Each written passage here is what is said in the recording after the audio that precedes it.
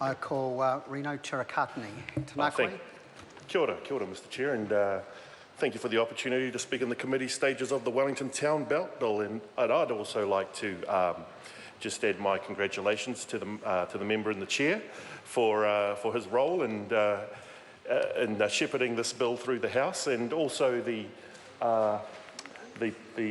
wonderful people who have been so passionate about this kaupapa within the Wellington City Council and across this great city of Wellington. Sir, this is a wonderful bill. I do, as I've spoken previously, I do wholeheartedly support it. Sir, for everyone that visits the city of Wellington, a striking feature is the town belt. And sir, there's history in those bush-covered hills, and I'm so pleased that Mr Robertson, spoke about obviously the immediate history in terms of the trust deed and the length of time and the technical issues which have given rise to a long overdue modernisation of this of the administration and the rules governing the town belt. But I also acknowledge the member for going back to the 1830s to the 1860s, where the town belt was part of the tribal estate of the Taranaki tribes that inhabited this great city, and indeed are mana whenua today. So this is a great piece of legislation, and I also want to just mention the preamble, because the preamble recites the reasons which have led to the legislative provisions in this enactment.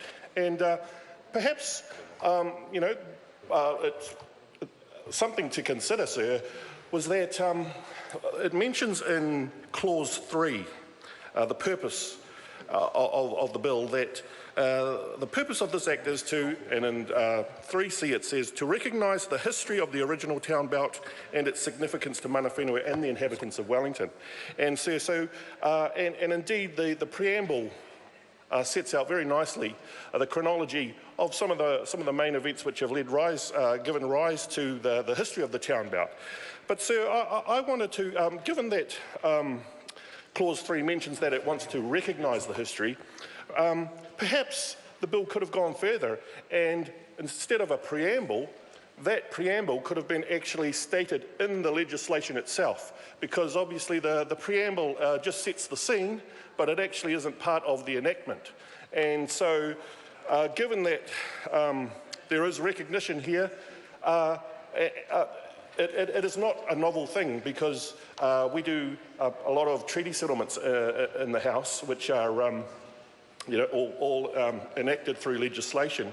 And sir, there's a lot of the historical background is actually put into a separate part in the actual legislation. It's enacted by Parliament itself, and so that historical account is not a new thing, and it could have actually been put into the body of the legislation. It's just a point that I wish to raise.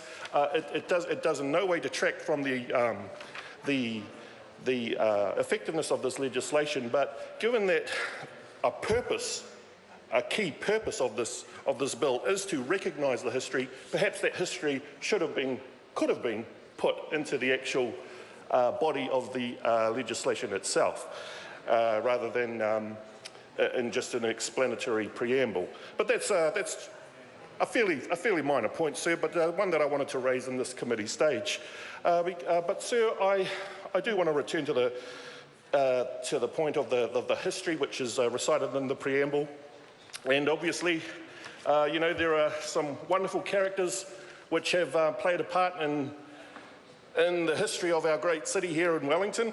And one such person was Edward Gibbon Wakefield, the promoter of the New Zealand company, but as we call it in Māori, Te Kamupene o New Tireni, me te whānau Wakapiri, the Wakefield whānau.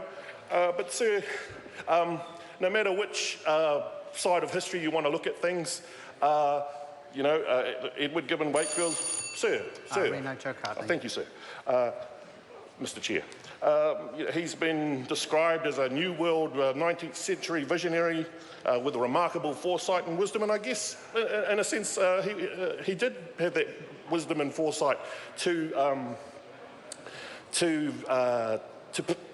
put in place the foundations for the Wellington Town Belt, and of course. Folks on the other side of the par fence may have some different ideas, but I'm pleased that here we are in 2016. We have had the passage of the treaty settlements for here in the Wellington region. All treaty settlements, historical treaty settlements, have been completed through the Port Nicholson settlement and also Ngāti Toa Rangatira. And so, to an extent, sir, the foundation has been laid now to really, move forward, and I guess this legislation is part of that modernisation to bring the structures up to date, to clarify any uncertainties there were about some very archaic pieces of legislation and old documents, and anyone who tries to read an old document will barely be able to understand what it's saying sometimes. So this is giving the council a very clear mandate, a very clear rules in which they are to govern the town belt. And I do want to also just touch on, sir, and also commend the insertion in clause 4, where it states that in performing its role as trustee of the Wellington Town Belt, the council must, and I'll go down, have particular regard to the following principles: that the Wellington Town Belt should be managed in partnership with mana whenua. So it couldn't be more explicit than that. That's a grand gesture from the council, and I'll be interested to see what that means in practice and how that partnership is given effect to. But I also do support the other provisions in that same clause, where it goes on to say that there should be community participation in the management of the Wellington Town Belt. That should be encouraged and supported, and I guess all Wellingtonians will definitely support that as well. So, sir, those are just some brief remarks that I'd like to make in this first call, and I certainly will be traversing some other areas in some later calls, but for now I support this bill. Kia ora. Chair. I call Grant Roberts.